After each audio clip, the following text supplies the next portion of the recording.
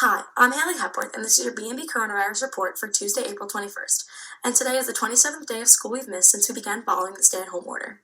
Yesterday, New York Governor Andrew Cuomo announced that coronavirus cases and hospitalizations continue to fall across New York State, but that we are still in a period where social distancing must remain in effect, as hundreds of new cases are still being reported every day. At the end of the governor's briefing, he was asked about how schools will be reopening, and he answered that at this point there is no plan for reopening schools. If we make a decision to reopen schools, we then would need a whole plan on how to reopen a school with the right public health standards, with disinfecting, with all the precautions, which is a major, major undertaking. In other news, there is a report out in the New England Journal of Medicine that the coronavirus can be spread simply by talking in casual conversation, and that the use of masks in everyday situations will cut down on the spread. I'm sure we'll be hearing much more about this in weeks to come, but in the meantime, remember that when out in public, you must now wear a mask.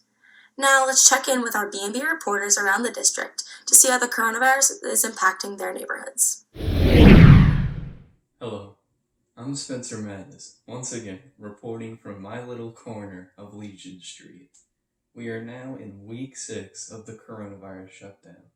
To be honest, the only difference between week 6 and week 1 at this point is I've really stopped keeping track of the days. I've stopped counting. It doesn't feel like it matters at this point. Whether it's a Monday, or Wednesday, or Friday, or a Sunday, you're still sitting at home all day. The only good thing is this Thursday's the NFL draft. Go Dolphins. Something I'd say beneficial that's come out of the quarantine is had a lot of time to sleep and rest and recover a lot of lost time from waking up early and going to school, so getting that extra energy has certainly been fantastic for me.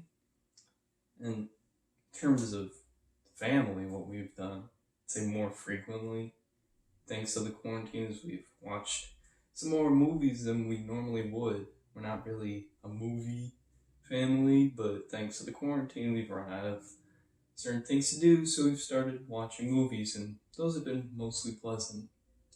So that's going to wrap it up for this time. For BMB, I'm Spencer Mattis, reporting from Legion Street. Stay safe, everybody. I'm Lorrie DellaCroce reporting for BMB from Ardmore Place, and quarantine is really starting to affect everyone. Week 1 was tolerable and people were enjoying the free time, but now it's become a burden. But on the other hand, there's been some unexpected positives to this. People have been getting to appreciate the outdoors and the nice weather because they have nothing else to do to distract themselves. I know my family has been doing even more activities together than usual. Yesterday we took out the ping pong table and months before we usually do, and we played for hours spending time together. I think for everyone, quarantine is really getting hard, but we have to stay busy and stay home. From Ardmore Place, I'm Lorrie DellaCroce reporting for BMB. Hi, I'm Michael Galfano, and I have your COVID-19 update. Week 6 is upon us, and it feels almost the same as week 1. The workload is roughly the same, my daily routine is the same, and everyone is still being cautious in and out of the house. One thing that came good out of this whole pandemic is my friends. There are some people who I became significantly closer to over this week because we FaceTime every day, text throughout the day, and played games with each other each night, and I couldn't be more grateful for that. I also love the amount of sleep I get each night. One thing that my family does at home that they usually didn't do before the outbreak was clean stuff with disinfecting sprays and wipes.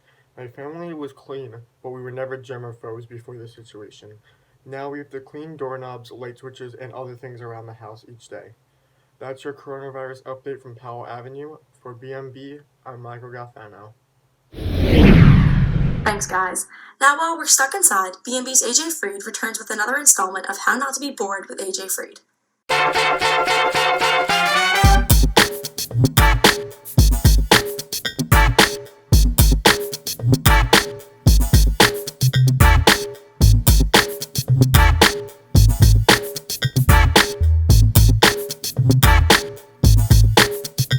Hey Mepham, hope everyone is well.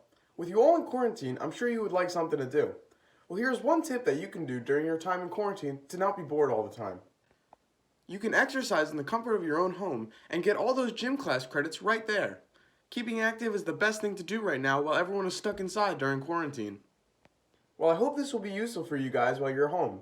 For BMB, I'm AJ Freed. Stay safe and stay busy, Mepham. Thanks, AJ. So that will do it for another episode of the B&B Daily Report. We hope you're all looking forward to Friday night's B&B live broadcast of the Great B&B Cure, the Cabin Fever game show. I hear there are going to be special guests. Well, we'll see you there at 7 p.m. Be sure to subscribe to B&B to get the latest on all that is going on around the district during this difficult time. To the members of our community and our family who are struggling today, know you are not alone. And for B&B, I'm Haley Hepworth.